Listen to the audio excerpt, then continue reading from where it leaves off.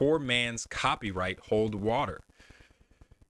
Yeah, but it's unnecessary. So if you don't know what poor man, if for those who don't, beloved one asked a really good question about poor man's copyright. So poor man's copyright is this really old idea that if you come up with an idea or you create something, you basically put it in an envelope, stick it in the mail, and mail it to yourself.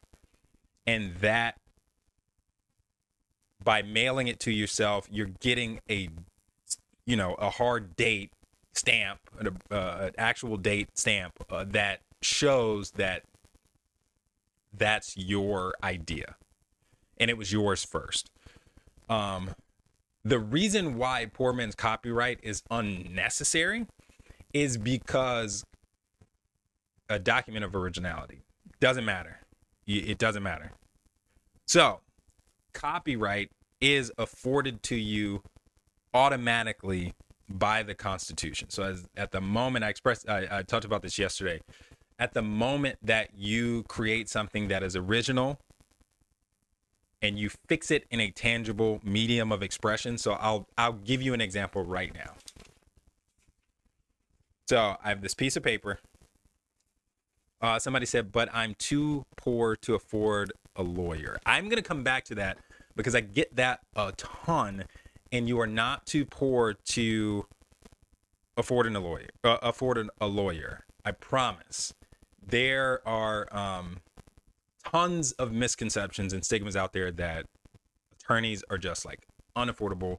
I'll explain the way that attorneys like myself charge to be able to help people who can't come out of pocket to pay for an attorney. I'm too poor to afford it.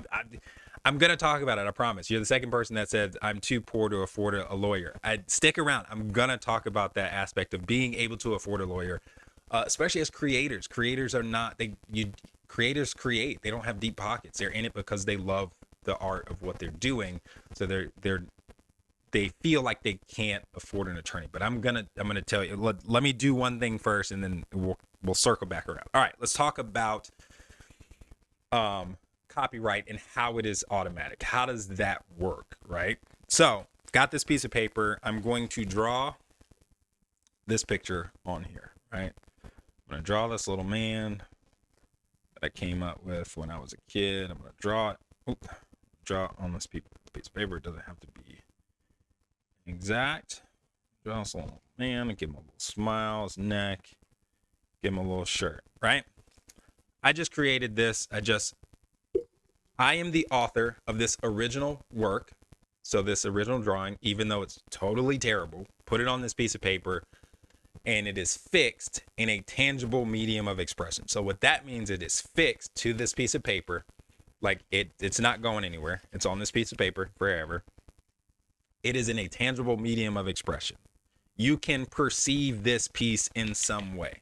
So if you can see it, if you can hear it, if you can like touch it, if you can perceive it in some tangible way, you've checked the boxes. So as long as it's original and it's fixed in a tangible medium of expression, Article 1, Section 8, Clause 8 of the Constitution says that this is now protected by copyright. I am now the owner of the copyright in this drawing, right? Yes, it must be in a tangible medium, not media, medium of expression. So as long as it's in a tangible medium of expression, it is covered by copyright. That copyright is loose, but it does exist. And it comes with this exclusive bundle of rights that includes being able to copy it, sell it, reproduce it, all that kind of stuff, right? It is loose. Where you get really strong copyright is when you actually go and register the federal copyright with the USPTO. Your mind is probably going, okay, that's probably expensive. It's not. It's like last time I registered something, it was like $65. You register it and you get that back, that federal, you get that registration back. What type of evidence do you need to win a case regarding the topic I mentioned earlier? Let's see. What'd you mention I can't give you. I can give you. I can give you like surface level thing evidence, but to say to win is like guaranteeing that you'll win. Nothing in the law is guaranteed. Um, and I would need to hear more facts about what the situation is to understand a little bit more and be able to guide someone in that situation better. Like just surface level, I wouldn't really be able to give hardcore advice on that because I don't know all the facts of that situation, right? Where was I? Okay. So yes, you got the automatic copyright per the Constitution, right? Where you get the strong copyright protection is when you actually go register it with the USPTO. That's when you get the strongest version of copyright protection. It is relatively not that expensive. It's $65. And what I like to tell people is I like to use the example of visual artists, painters, somebody who has to go out and buy supplies. They have to buy canvas, they have to buy brushes, they have to buy paint, they have to buy oils and acrylics and all that kind of stuff, right? I tell them when you're coming up with your budget for your newest piece of art that you're going to do, add that into your budget. Add registration of the copyright into your budget. Add that $65 into your budget. And for photographers who take hundreds and thousands of photos, yes, you can bundle when you copyright. So if you have a series of photos, you can bundle those together and do it as one registry. So you don't have to go in and register each one separately. It'll be all under one. All under one registration. Wrecking Beard says, does the same count for an original video uploaded to YouTube? Any original content, period. Hard stop. If it is original content that you created, original creative work that you created, you own the copyright to it. But when it comes to like platforms like a YouTube, like a TikTok, like a Twitter, like where you're publishing things on these things, make sure you go read the terms and conditions to make sure that by signing up for those sites, you're not. And I can't say that that's the case for YouTube or TikTok, but using that as an example, is go read the terms and conditions to make sure that by signing up for those sites, you're not signing over or assigning those copyrights over to that platform.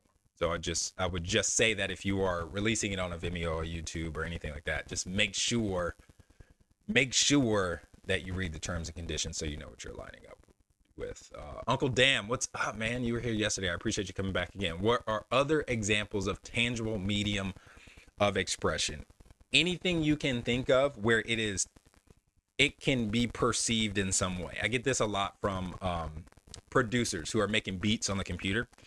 So if you're on the computer, if you ever seen if you're on here on TikTok and you ever see producers here on TikTok and they're showing you their like timeline where they're editing together a piece of music. It's tangible and you can perceive it in some way because you can hear it, right? But you can also perceive it because you can see it. It's tangible because you can see it on this timeline. So it's perceivable and tangible in that way. There's several ways that it can be perceived.